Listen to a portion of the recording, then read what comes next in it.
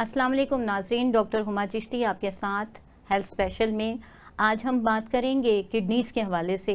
गुर्दे बहुत ही बुनियादी रुकन होते हैं हमारी बॉडी का और बहुत ही वाइटल प्ले जो है वो करते हैं। उनका रोल बहुत ही ज़्यादा अहम होता है। नाज़रीन, गुर्दे जो हैं वो हमारी तमाम के बॉडी जो है उसकी सफाई का काम करते हैं। अगर ये ना हो तो फिल्ट्रेशन का काम रुक जाता है। बहुत ही ज़्यादा बेसिक इनका जो है वो काम होता है और बहुत सारे अहमियत वाले काम इसके हैं जो हम डिस्कस करेंगे।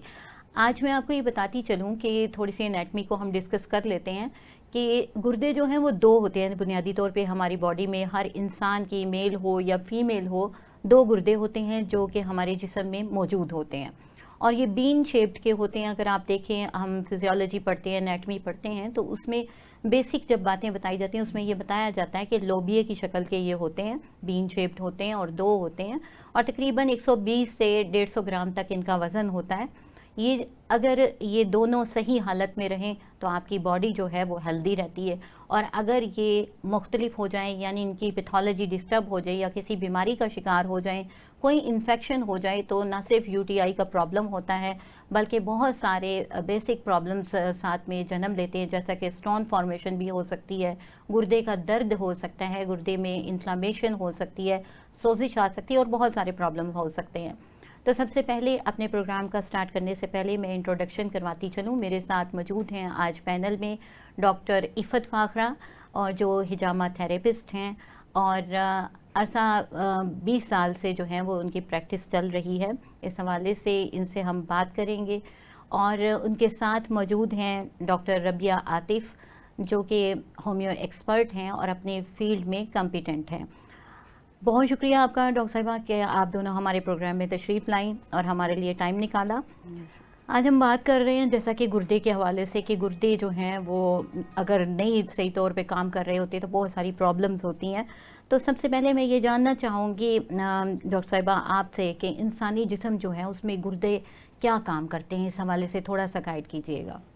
बिस्मिल्लाहिर्रहमानिर्रहीम। बहुत शुक्रिया डॉक्टर हुमा अपने प्रोग्राम में मदऊ करने के लिए।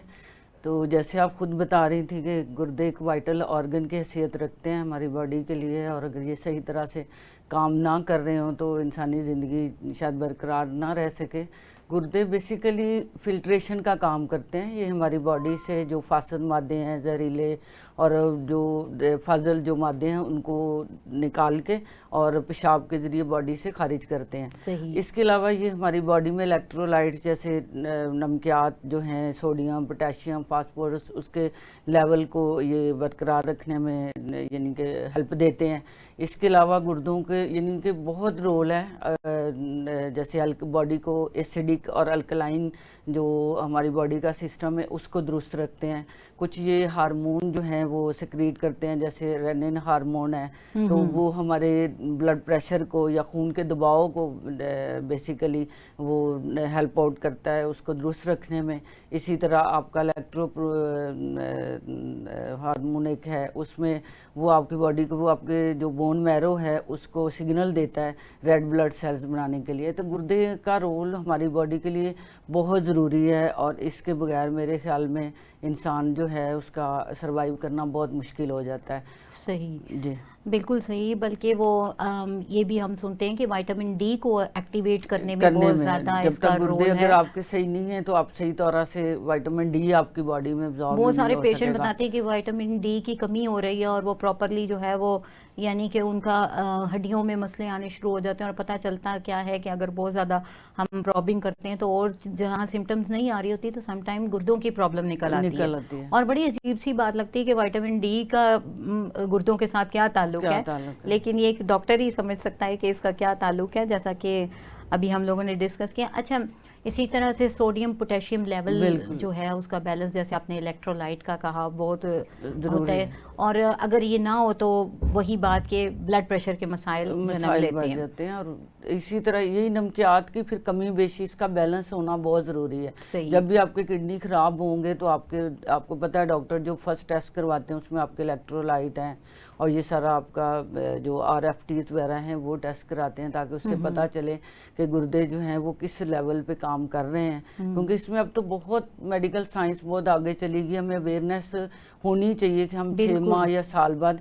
और सबसे बड़ी बात कि गुर्दों के फाल में खराबी की जो मेन काजेज हैं उनमें आपका डायबिटिक, बहुत आप लंबे अरसे से डायबिटिक है, हाइपरटेंसिव हैं, तो वो भी इसकी एक मेन वजह है। अच्छा डॉक्टर रबिया, आपसे जानना चाहूँगी इसी पे थोड़ी सी और बात करते हैं कि जैसा कि काम के हवाले से बताएं, तो गुर्दों की अहमियत के हवाले से आप थोड़ा बताएंगी हमें कि गुर्दों की क्या अहमियत है एक इंसान की ज़िंदगी में, कि अगर गुर्दे सही तौर पे नहीं काम कर रहे हैं तो क्या हो सकता है? बिस्मिल्लाहिर्रहमानिर्रहीम। जी, जैसे कि इन्होंने आप दोनों ने जो रोशनी डाली है उसमें मज़ीद ये कहा जा सकता है कि गुर्दे इंसानी जिस्म का एक अहम उज़ू है, वाइटल ऑर्गन्स हैं। और वाइटल ऑर्गन आप ये जो किडनी है इनका पहला काम तो फिल्ट्रेशन का है, सही, ठीक है। दूसरा क्या है, प्योरिफिकेशन ऑफ ब्लड है, बिल्कुल सही। ब्लड को प्योरीफाई करेंगे, ब्लड प्रेशर को कंट्रोल करेंगे, ठीक है। अगर इनमें कोई ख़राबी आती है तो उसकी ख़राबी की रीज़न भी ब्लड प्रेशर का हाई होना है, डायबिटीज़ का हाई होना है, या डायबिटीज़ का काफ़ी लंबे अरसे से चलना है, या ब्लड प्रेशर का काफ़ी लंबे अरसे से चलना है। तो बेसिकली जो किडनीज हैं वो हमारे ब्लड को प्योरीफाई कर रही हैं, वाटर बैलेंस और जो मिनरल्स हैं उनको एक बरकरार रखे हुए हैं। और इसके अलावा जो किडनीज हैं, अगर इनमें से नमकियात की वो हो जाए, इजाफा हो जाए बॉडी में, तो वो जो है स्वेलिंग की फॉर्म शो करेगी, इन्फ्लामेशन हो जाएगी, फिर वो बढ़ते बढ़ते CKD डिजीज की तरफ सही वो फॉरवर्ड हो जाएंगे। अब उसमें ऐसा है कि जो पीएच है, किडनीज का मेन फंक्शन जो है ना, जी पीएच को बरकरार रखना है, बरकरार रखना है, ठीक है। ना उसको बहुत ज्यादा तेजाबी खून को होने देना है, ना ही उसे अल्कलाइन में ज्यादा डाइवर्ट होने देना है। एक बैलेंस रख के आपकी बॉडी में चलते हैं, ठीक। और मेन फंक्शन इनका यही है कि आपके जिस्म से केमिकल्स को और जितने भी आपके टॉक्सिन्स हैं उन्हें बॉडी से रिमूव करते हैं। अगर ऐसा ना हो तो फिर आप क्या जो है वो ये डिजीज की तरफ मुब्तला होंगे, और उसमें सबसे पहले तो इन्फ्लामेशन आएंगी, फिर इन्फ्लामेशन के बाद आपकी किडनी स्टोन बनना शुरू हो जाएंगे, सही, ठीक है। और उसमें फिर आपके वो जो आप कह लीजिए कि उस पे आपकी क्रोनिक किडनी डिजीज की तरफ ये रवा हो जाएंगे। अच्छा डॉक्टर रबिया, हम ये भी सुनते हैं कि जो गुर्दे हैं वो RBCs को बनाते हैं, जी बिल्कुल। तो बिल्कुल ऐसा ही है क्या? कि क्योंकि फिर तो इसकी अहमियत और भी ज़्यादा हो गई ना, कि RBCs का एक रोल है पूरा, कि अगर इनकी कमी हो जाए तो आप देखें अनीमिक हो जाता है पेशेंट, और बहुत सारे प्रॉब्लम्स हो जाते हैं। इस हवाले से भी थोड़ा सा बताइएगा कि ये मतलब RBCs को भी बनाते हैं, क्योंकि एक मिथ है, लोग कहते हैं कि जिगर खून बनाता है, तो यहाँ मैं चाह रही हूँ कि ये क्लैरिफिकेशन कर दी जाए कि ये किडनीज हैं जो ये काम करते हैं। बेसिकली तो देखें ये चीज़ किडनी से उठ रही है। किडनी एक हार्मोन एक्सक्रीट करती है, एरिथ्रोपोइटिन। जी वो हार्मोन जो है बेसिकली आपके RBCs को बनाता है, सही, ठीक है। वो रेड ब्लड सेल बनेंगे आपकी बॉडी में, तो आपकी बॉडी में ब्लड प्रेशर मेंटेन रहेगा, वो मेंटेन रखेगा। अगर यही चीज़ किडनी में, यानी किडनी अपना हार्मोन एक्सक्रीट करे, तो हाउ कैन पॉसिबल कि आपकी बॉडी जो है वो एक रवानी की तरफ चले, या उसमें RBCs कम बनेंगे, तो डेफिनेटली आपकी बॉडी में वीकनेस होगी और बहुत सारे मसले मसाइल खड़े होंगे। तो मेन सोर्स किडनी ही है जो उसको हेड ओवर, यानी उसका आप यूँ कहें इंचार्ज कह लें, बिल्कुल सही, उसको ओवरऑल टैकल किडनी ही कर रही है, यानी तमाम बॉडी के वो जो टॉक्सिन्स हैं उनको कंट्रोल करता है और फिल्टर करने का काम करता है बेसिकली। बहुत ही अच्छे तौर पे डिटेल में आप दोनों ने इस पे रोशनी डाली और बताया इस हवाले से। नाज़रीन, गुर्दों की बहुत अहमियत है, और अगर गुर्दे प्रॉपरली काम कर नहीं रहे होते तो बॉडी में स्वेलिंग भी आ जाती है। बहुत सारे पेशेंट में हम देखते हैं एडेमेटिक कंडीशन हो जाती है, उनके हाथ पैर जो हैं वो सूजने शुरू हो जाते हैं, बहुत सारी इस तरह की कॉम्प्लिकेशंस आती हैं। तो क्वेश्चन एक बहुत ही इम्पॉर्टेंट है जो कि हमसे पूछा भी जाता है, इस हवाले से बात भी होती है, और इम्पॉर्टेंट इस तरह से कि आजकल गुर्दे की तकलीफ बहुत ज़्यादा बढ़ रही है, इसकी रेशो बहुत ज़्यादा है। तो डॉक्टर साहब, मैं आपसे जानना चाहूँगी कि डॉक्टर इफ़त के आजकल गुर्दे की तकलीफ क्यों बढ़ रही है, आखिर क्या वजह है? डॉक्टर साहब, एक तो हमारा लाइफस्टाइल जो है वो बिल्कुल ही चेंज हो गया है, हमारा फूड चेंज हो गया है, जंक फूड है, फिर पानी नहीं पीते, हम पानी बहुत कम पीते हैं।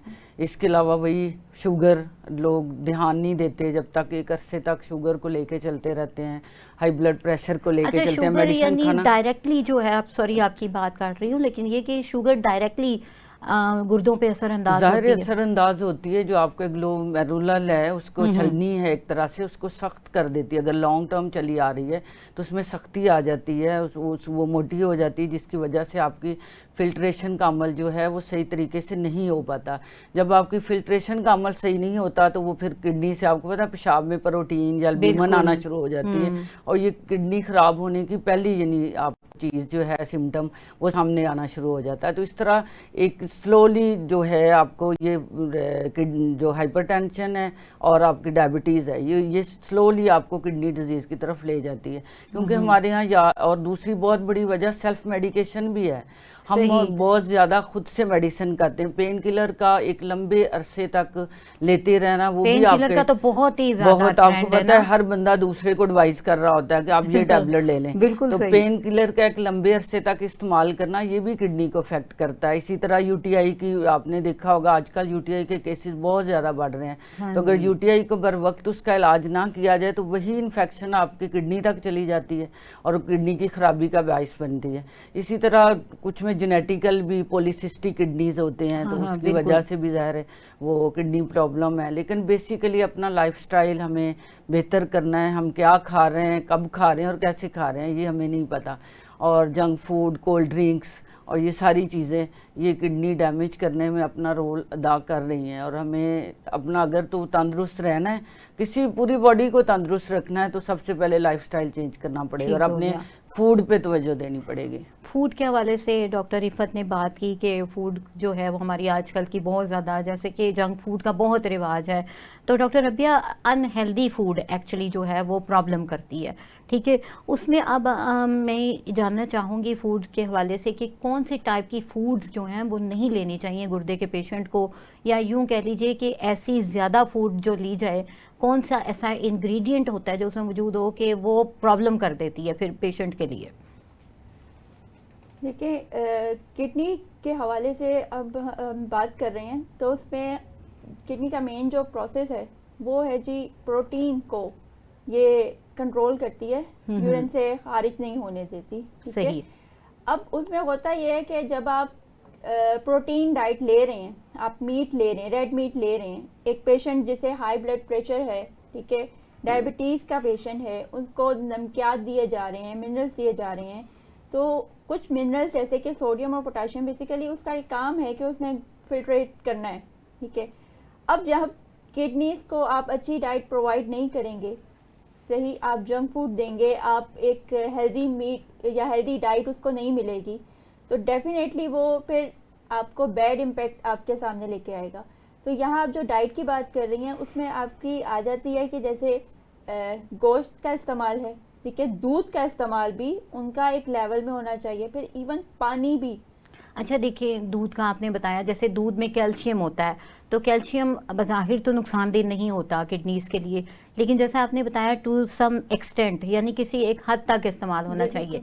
अगर इसका एक्सेस हो जाए, मैं यही चाह रही हूँ कि हमारे नाजरीन को पता चल सके कि अगर कैल्शियम रिच फूड लेते हैं तो उससे क्या होगा, फिर आपकी किडनी डेफिनेटली फिर उसमें स्टोन फॉर्मेशन शुरू हो जाएगी, एग्जैक्टली, ठीक है, उसमें वो डिपॉजिट होना शुरू हो जाएगा, या वो कैल्कुलाई के फॉर्म में आ जाएगा, या फिर उसमें ये होगा कि वो कैल्सिफिकेशन हो जाएगी। जी, जारी बात है, उसमें वो यानी उसकी स्वेलिंग भी आ जाएगी, इन्फ्लेमेशन भी हो जाएगी गुर्दे की, और साथ में जो है वो पथरी जो है वो बनना शुरू हो जाएगी। तो उसमें यही होता है कि जैसे हम पेशेंट, अगर हमारे पास किडनी का कोई आया है तो मुझसे पहली चीज़ यही रेफर करते हैं कि आपने ये चीज़ें क्वांटिटी में लेनी है, मतलब पानी का इस्तेमाल करें, लेकिन उसको जैसे अगर एक नॉर्मल इंसान 8 से 12 ग्लास रहता है तो उसके हम 6 से 4 ग्लास हो जाएंगे। इसी तरह दूध की मिकदार दी जाएगी कि इससे ज़्यादा आप दूध नहीं ले सकते। सही, टमाटर का इस्तेमाल नहीं होगा, ग्रीन वेजी का इस्तेमाल नहीं होगा, जिनमें पालक सबसे पहले, ये सब चीज़ें जो हैं हम उनको कंट्रोल करेंगे। लेकिन इन केस में होगा जब आपकी किडनी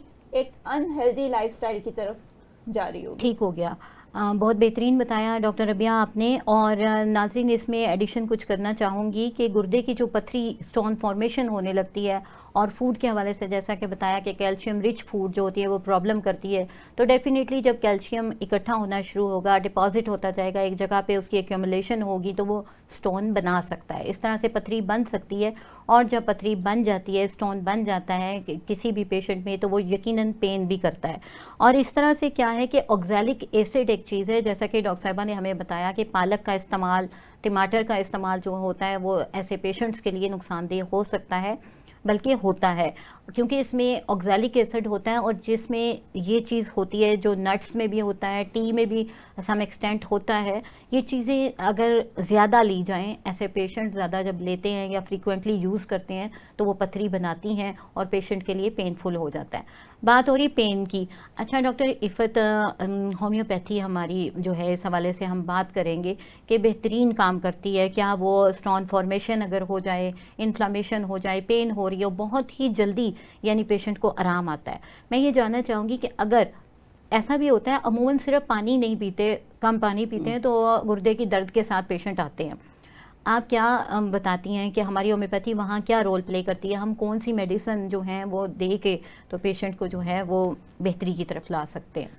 डॉक्टर हुमा, जैसे आपको पता है कि एज ए होम्योपैथ हम टोटलिटी ऑफ सिम्टम जो है, ये हमारी फिलॉसफी है, हम टोटलिटी ऑफ सिम्टम के ज़रिए दवाई डायग्नोस करते हैं, क्योंकि हमारे नज़दीक इंडिविजुअली हर बंदे को उसको लिया जाता है और उसके मुताबिक उसके हर केस एक अलग केस है। यानी होम्योपैथी एक तरह से बहुत मुश्किल फिलॉसफी, जिसको लोग बड़ा आम समझते हैं या सिंपल समझते हैं, लेकिन हमें हर पेशेंट को एक डिफरेंट तरीके से लेना पड़ता है। लेकिन ओवरऑल हमारी बहुत सारी ऐसी मेडिसिन हैं जो ली जा सकती हैं और बहुत अच्छा इफेक्ट है। और प्रैक्टिस में भी आपने देखा होगा, जैसे आपकी बर्बरस वल्गैरिस बड़ी अच्छी मेडिसिन है, मदर टिंचर में आप उसको राइट लेफ्ट को छोड़े बगैर, देखे बगैर भी अगर पेन में दे देते हैं, एक जर्नल दें, तो वो आपके किडनी पेन के लिए बहुत अच्छी मेडिसिन है। इसी तरह आपकी लाइकोपोडियम मेडिसिन बड़ी अच्छी है, सोलिडेगो है, फिर आपकी हाइड्रेंजिया है, ये सारी मेडिसिन आपकी किडनी वगैरह स्टोन में। इसी तरह जैसे यूरिक एसिड वगैरह, आपको पता है कुछ स्टोन यूरिक एसिड के भी बन रहे हैं, और आजकल बहुत सारे पेशेंट जो हैं वो यूरिक एसिड के भी हैं, तो उसमें आपकी अर्डिका यूरेंस भी है, वो भी बड़ा अच्छा काम करती है, तो एसिड बेंजीन बहुत अच्छा काम करती है। तो वो हर पेशेंट एज ए डॉक्टर हर एक का क्लिनिकल एक अलग एक्सपीरियंस है जिसको वो यूज़ करता है, तो इस लिहाज से होम्योपैथी बहुत हेल्पफुल है।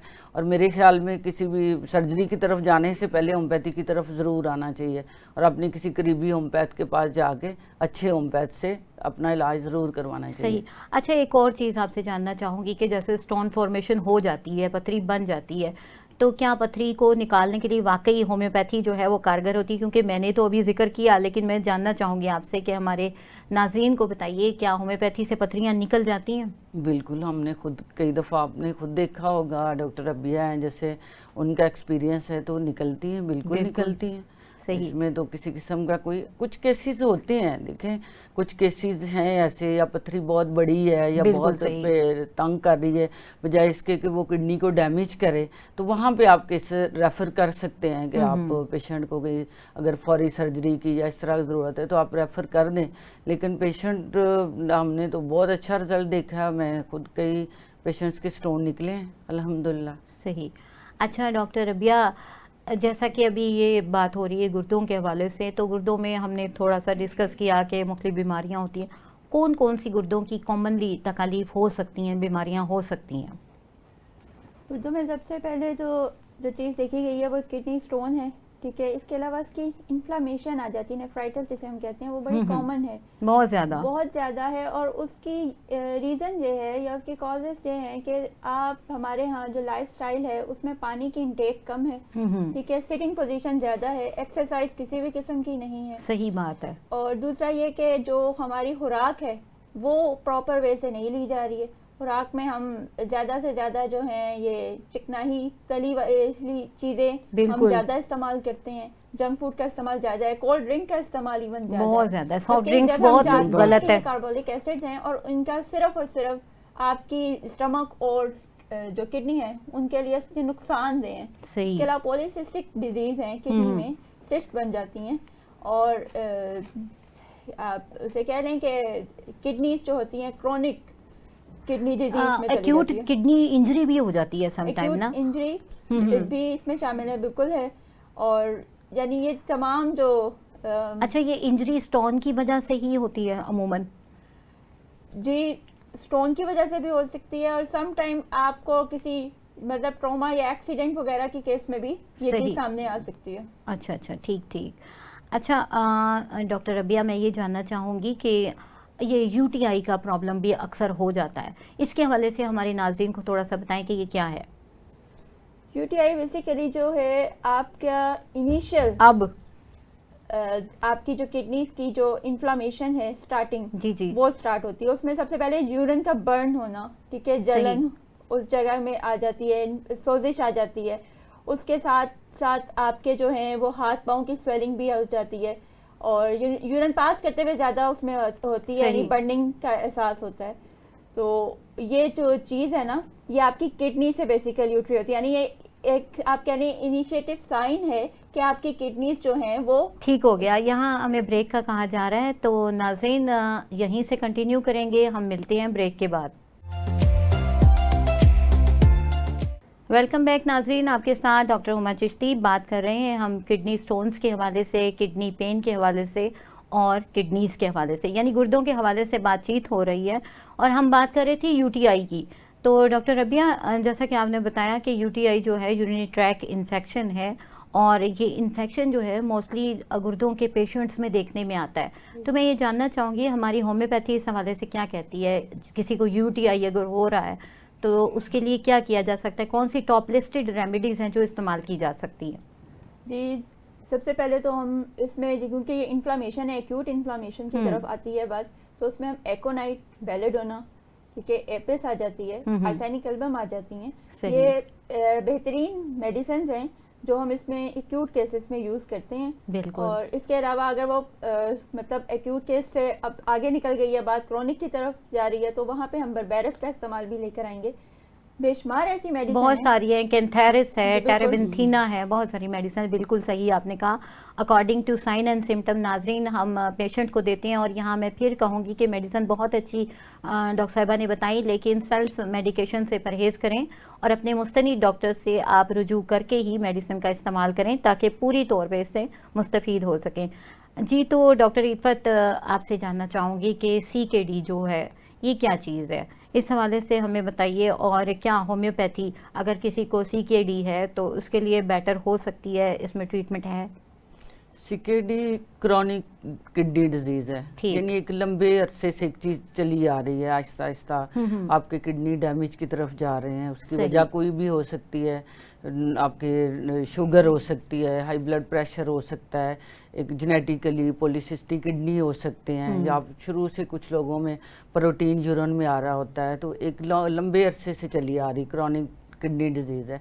इसमें फिर स्टेजेस हैं आपकी, फर्स्ट सेकंड थर्ड स्टेज तक आप होम्योपैथी बहुत हद तक हेल्पफुल है, यानी केस जितना जल्दी आ जाएगा उतनी जल्दी आप उसको रिकवर भी कर सकते हैं।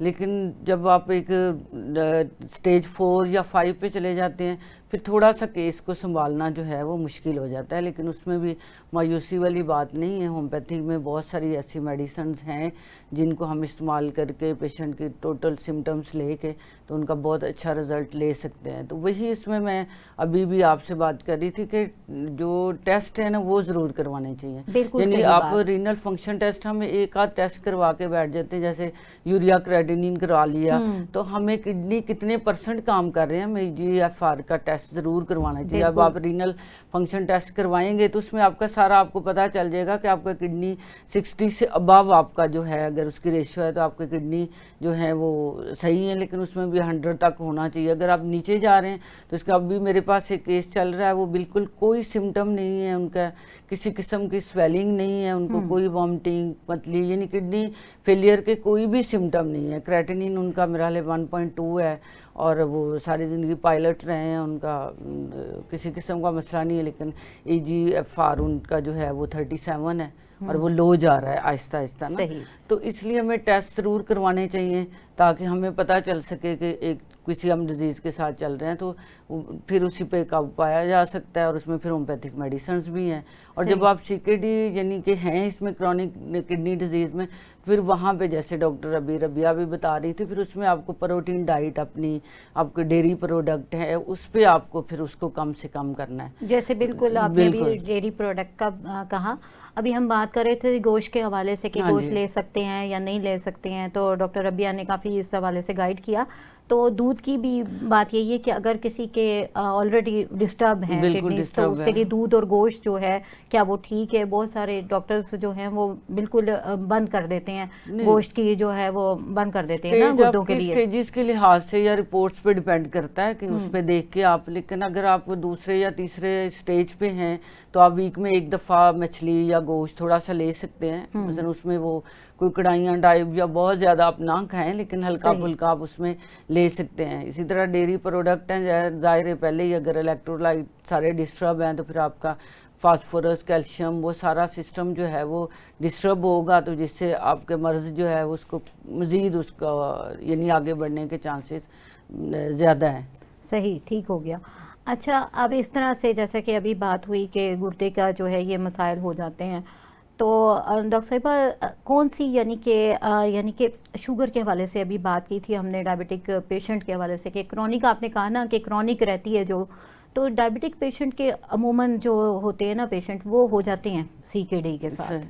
तो ये इस हवाले से थोड़ा बताइएगा कि शुगर गुर्दों को मुतासिर करती है वाकई, और तो कैसे कर सकती है ये हमारे नाज़रीन को बताएं। बहुत सारे लोग जो हैं इस चीज़ को नहीं जानते कि शुगर जो है वो गुर्दे ख़राब कर देती है। आपने जैसे न्यूरोपैथी का आपको पता चलता होगा ना, न्यूरोपैथी कहते हैं हम, जैसे डायबिटिक पेशेंट में आपकी जो नर्व है ना वो आहिस्ता आहिस्ता डैमेज होना शुरू हो जाती हैं। जैसे बहुत सारे लोगों के पाँव मुतासर होते हैं, तो इसी तरह आपकी जो भी वेन्स हैं जो मुख्तलिफ ऑर्गन्स को ब्लड लेके जा रही हैं, तो उसमें भी मसला आता है। आपकी ब्लड सप्लाई आहिस्ता आहिस्ता कम होती है। इसी तरह आपका जो नेफ्रॉन का सिस्टम है सारा, उसमें भी आहिस्ता आहिस्ता आपकी खून की नालियाँ ज़ाहिर है जो ब्लड लेके जा रही है उसमें थिकनेस आ जाती है।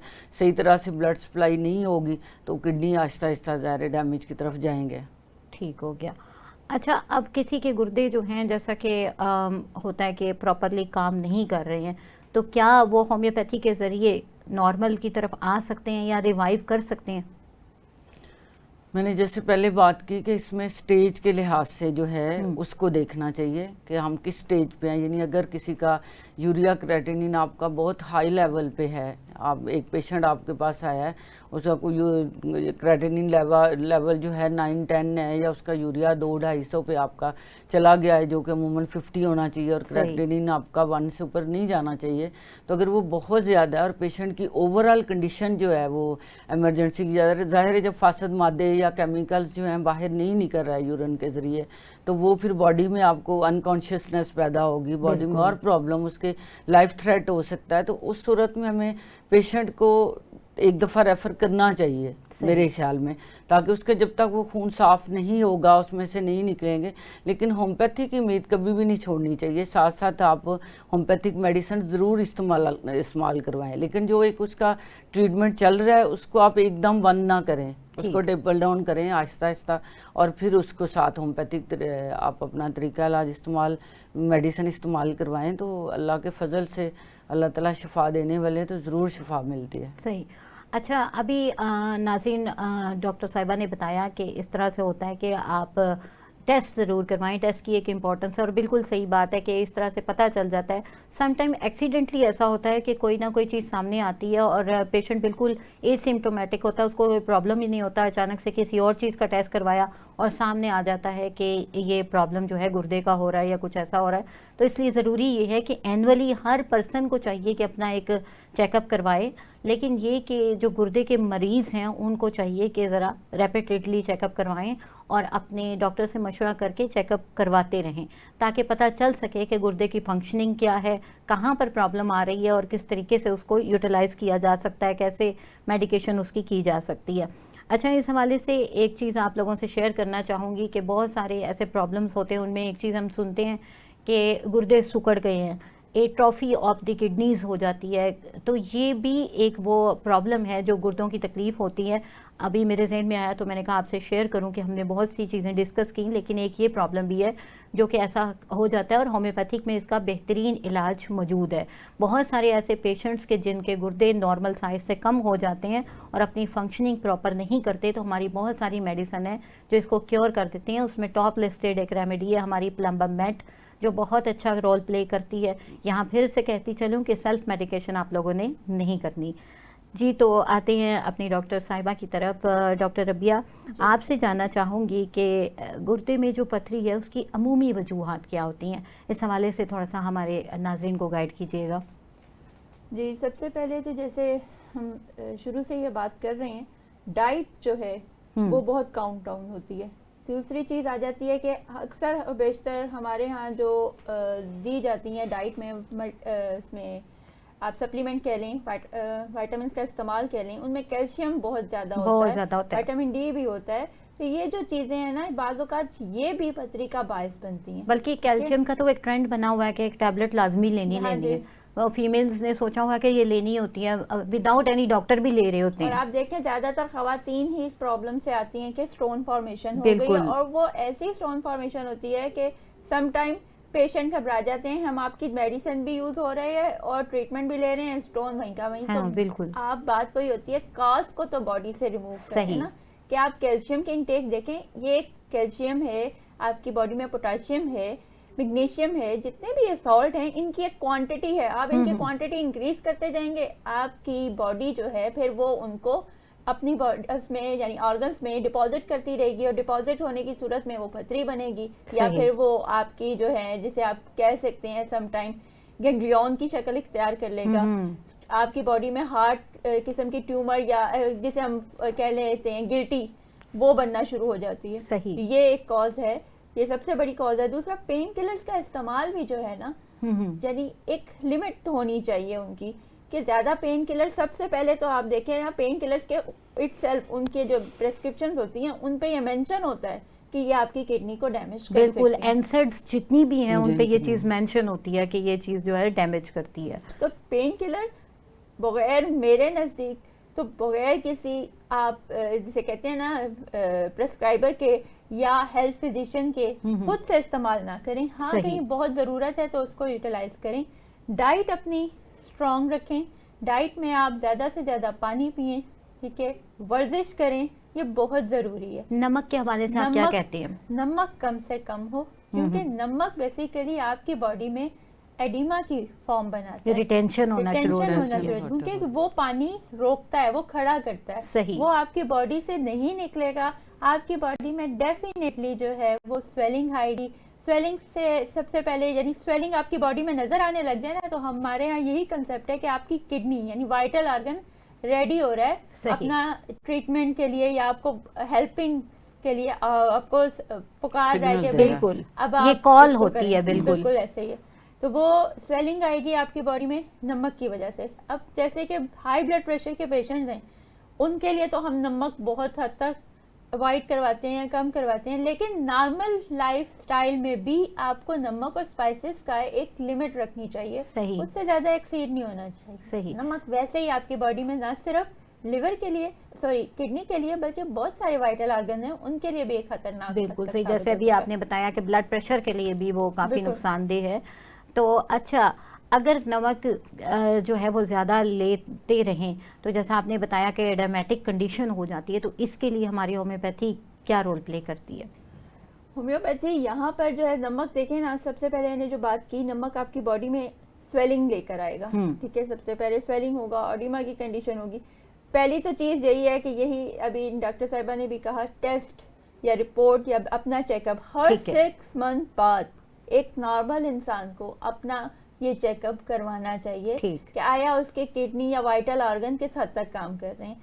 यहाँ पे होम्योपैथी ये है कि इनिशियल केस में जो स्वेलिंग आई है उसको होम्योपैथी बहुत अच्छे से कवर करती है। हम सब जानते हैं ये मैजिक है मिनिमम डोज का, तो ये वाकई यहाँ पर एक्ट करती है और आपकी बॉडी से जो स्वेलिंग है या नमक के जो आप कह लें साइड इफेक्ट्स बॉडी में आ रहे हैं उनको कवर अप करने में बहुत हेल्पफुल साबित होती है। और ये सिर्फ बात थोड़ी लंबी हो रही है। नहीं, मैं चाहूंगी आप होम्योपैथी की मेडिसिन को मेंशन करें इसमें।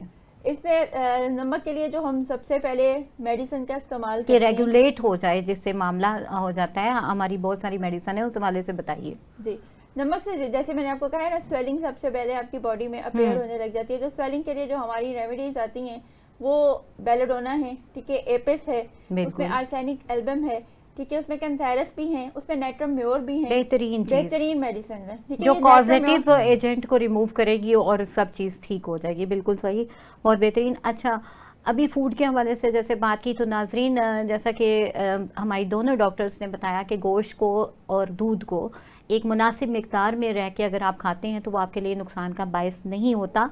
और यहाँ पर ये चीज़ भी आपको बताती चलूँ कि जो ऑर्गन मीट होता है इससे परहेज़ करना चाहिए। एक्चुअली तमाम जो उसमें प्रोटीन रिच वो फूड होती है और सबसे ज़्यादा चीज़ जिसे कहें एनर्जी उसी के अंदर होती है, और ये चीज़ नहीं देनी होती पेशेंट को। ये जो है वो रिटेंशन का बायस करती है, जितने भी यानी कि ऑक्सैलिक एसिड इसमें काफ़ी ज़्यादा होता है, और फिर इस तरह की बहुत सारी चीज़ें कि जो कि पथरी बनाने के लिए मददगार साबित होते हैं। कुछ इस किस्म का इन्वायरमेंट देते हैं ये चीज़ें, तो इससे परहेज़ करें। रेड मीट भी जो है बहुत ज़्यादा एक्सेसिवली यूज़ नहीं करना।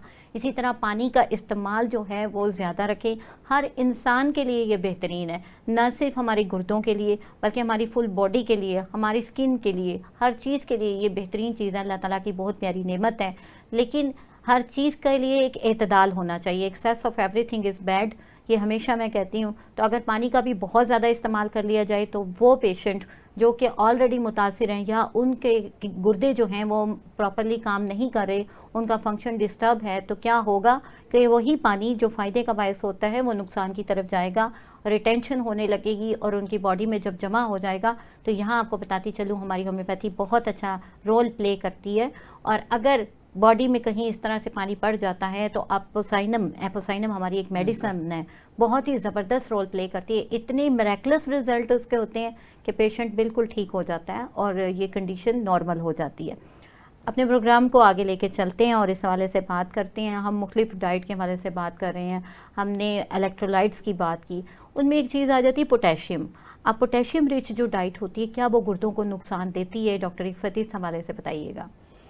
देखिए, पोटेशियम जैसे अभी हम बात कर रहे थे ना, जब किडनी जरा एक ऑर्गन बीमार हो गया तो पोटेशियम वगैरह किडनी ने बाहर निकालने हैं। जब वो नहीं निकाले, बेसिकली तो ये एक बड़ा ज़बरदस्त मिनरल है जो आपके हार्ट बीट को कंट्रोल करने में, आपके पट्ठों को की हरकत को, और इसके लिए बेहतरीन है। लेकिन जब ये किडनी पेशेंट जब लेंगे और किडनी उसके पहले ही वीक है, वो उसको नहीं निकालेगा तो फिर इससे बहुत ज़्यादा जो है वो बगाड़ पैदा हो सकता है। तो इसलिए पोटेशियम बाकी नमकियात की तरह ये पोटेशियम, सोडियम और ये सारी चीज़ें फिर किडनी पेशेंट के लिए सारी चीज़ें एक लिमिट में होनी चाहिए उनको। और फिर उसको नट्स या कलेजी हो गई, पालक है, ये सारी चीज़ें इस तरह की चीज़ें अवॉइड करनी चाहिए। तो नाज़रीन, इन चीज़ों को अगर अवॉइड करेंगे तो स्टोन फॉर्मेशन से बचेंगे, गुर्दे की तकलीफ़ मज़ीद नहीं बढ़ेगी और बेहतरी की तरफ मामला आ सकता है। अच्छा डॉक्टर, अभी आपसे जानना चाहूँगी, हमारा एक क्वेश्चन है कि डायलिसिस के हवाले से हम सुनते हैं बहुत ज़्यादा पेशेंट जो है डायलिसिस पे चले जाते हैं कि जब वो परवाह नहीं करते और क्रॉनिक होते हुए प्रॉब्लम यहाँ तक पहुँच जाता है। जब पेशेंट डायलिसिस पे चला जाता है तो होम्योपैथी इस सिलसिले में कोई काम करती है? जी बिल्कुल, होम्योपैथी यहाँ पे एक्ट करेगी। देखें, डायलिसिस में अब आप मशीनरी पे आ गए हैं, आपका जो EGFR रेट है वो बिलो 30 चला गया है, ठीक हो गया। वहाँ पे आपकी डायलिसिस बनता है, बिल्कुल बनता है, क्योंकि लाइफ सेविंग पहली चीज़ है। दूसरी चीज़ आ जाती है, अब डायलिसिस के साथ साथ डायलिसिस का काम है वो बेसिकली आपके गुर्दों को वॉश करना है। सही, ठीक, गुर्दे तो वॉश हो रहे हैं, लेकिन अगर आपकी बॉडी से स्वेलिंग नहीं जा रही, ठीक है, आपके पाँव उसी तरह सूजन हैं, आप लेथार्जिक हैं, आपको नाज़िया वॉमिटिंग की सेंसेशन है, या आपका ब्लड प्रेशर या डायबिटीज़ लेवल वो अप होते चले जा रहे हैं और उनमें डाउन की कोई वो कहें की तरफ डायलिसिस कराने के बावजूद उनमें कोई रिकवरी नहीं आ रही, तो यहाँ पे होम्योपैथिक मेडिसिन है जो उनको पैलिएशन देने में बहुत अहम किरदार अदा करते हैं। सही, तो यहाँ पे हम कतन ये भी नहीं कहेंगे कि हम डायलिसिस को रुकवा के होम्योपैथी की तरफ आ जाए, नहीं। जब तक आप उसके प्रॉपर प्रोग्रेस रिपोर्ट नहीं अपने साथ जॉट डाउन करेंगे कि उसकी जो EGFR रेट है वो अगर इन मेडिसिन को इस्तेमाल के बाद हाई हो रहा है, तो फिर एक टाइम आएगा कि जब वो EGFR रेट आपका 60 के राउंड अबाउट आने लग जाए तो वहाँ पे तो डेफिनेटली डायलिसिस खुद ही दूर हो जाएगा। सही। ठीक है, और होम्योपैथी ये हो सकती है कि यहाँ पर आपको किडनीज को इतनी स्ट्रेंथ दे दे कि किडनीज खुद से वर्क शुरू कर देंगी इंशाल्लाह, और आप सही। ऑटोमेटिकली डायलिसिस से आउट हो जाएंगे। बेहतरीन।